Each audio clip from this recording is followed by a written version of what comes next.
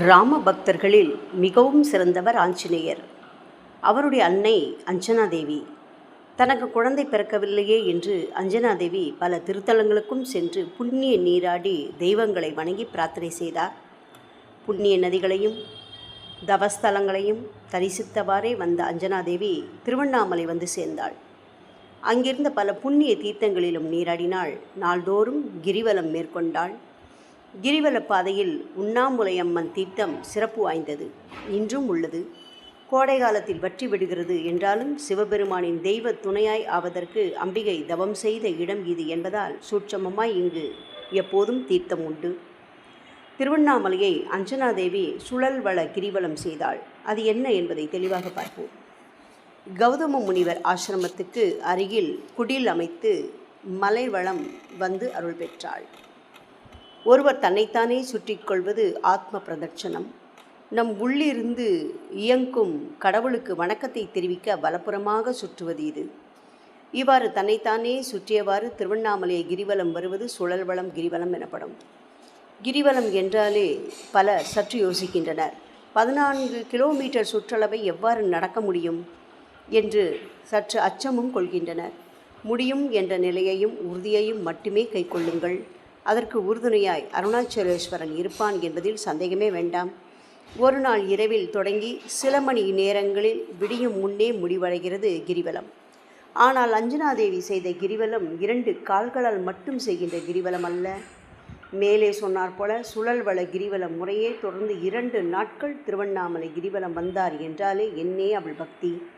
இப்படி கிரிவலம் செய்த அஞ்சனாதேவி ஆஞ்சநேய மகாபிரபுவை கர்ப்பம் தாங்கும் நல்வரம் பெற்ற புண்ணிய இடமே காயத்ரி தரிசன பகுதி.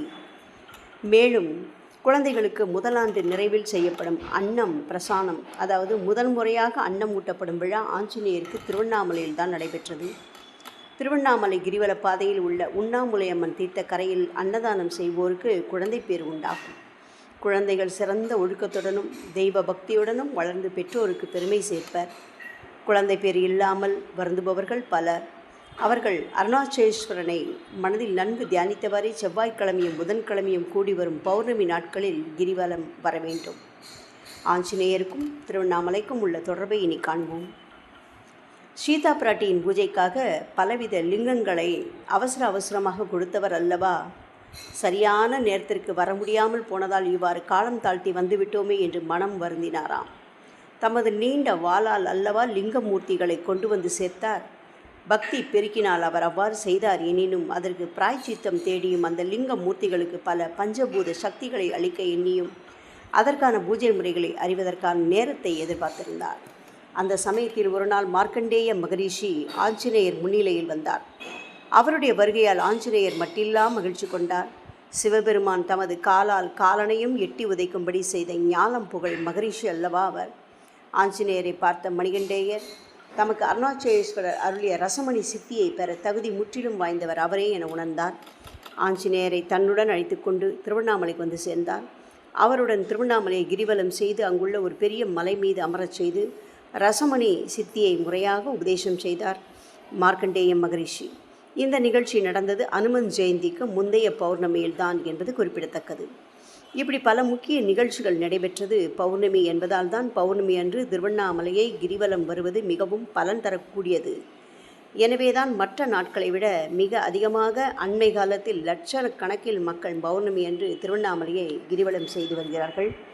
திருவண்ணாமலையில் ஒவ்வொரு மாத பௌர்ணமியிலும் சந்திர ஒளியிலும் பல அபூர்வ மூலிகைகள் மலர்வதாக பெரியோர்கள் அறிந்து கூறியுள்ளனர். ஒவ்வொரு மாதமும் பௌர்ணமி என்று தோன்றும் சந்திர கிரகணங்களின் தாத்பரியங்கள் வெவ்வேறு தன்மை உடையனவாய் உள்ளன. எனவே ஒவ்வொன்றும் வெவ்வேறு வித கர்ம வினைகளையும் நோய்களையும் மனத்துன்பங்களையும் நீக்கும் சக்தி பெற்றனவாய் விளங்குகின்றன. மார்க்கண்டேய மகரிஷி அருணாச்சலேஸ்வரரின் அருளால் அகத்திய முனிவர் மூலமாக 108 லிங்கங்களை பிரதிஷ்டை செய்து அவற்றை வழிபாடு செய்யும் முறைகளை தெரிந்து கொண்டது திருவண்ணாமலையில்தான். அவர் 108 லிங்க பூஜை வழிபாட்டின் பலனாக 64 வித ரசமணி கோலங்களை திருவண்ணாமலையின் 8 திசைகளிலும் பூமியின் அடியில் பதித்துவிட்டு திக்குலிங்க பூஜைகளையும் ஓதி தேவ மூர்த்திகளின் முன்னிலையில் சிறப்பாக நடத்தினார். ஒவ்வொரு திக்கிற்கும் 8 ரசமணி கோலங்களாக அஷ்ட கோண வடிவில் அவை பிரதிஷ்டை செய்யப்பட்டன. எனவே எத்தனை ஆயிரம் ஆண்டுகள் கழித்தாலும் அந்த ரசமணிகளின் தெய்வீக சக்தி குன்றாதாம், ஜோதியாக அருள் புரிந்து கொண்டிருக்கிறது. ஓம் சாய்ராம். ஓம் நம சிவாய நமக.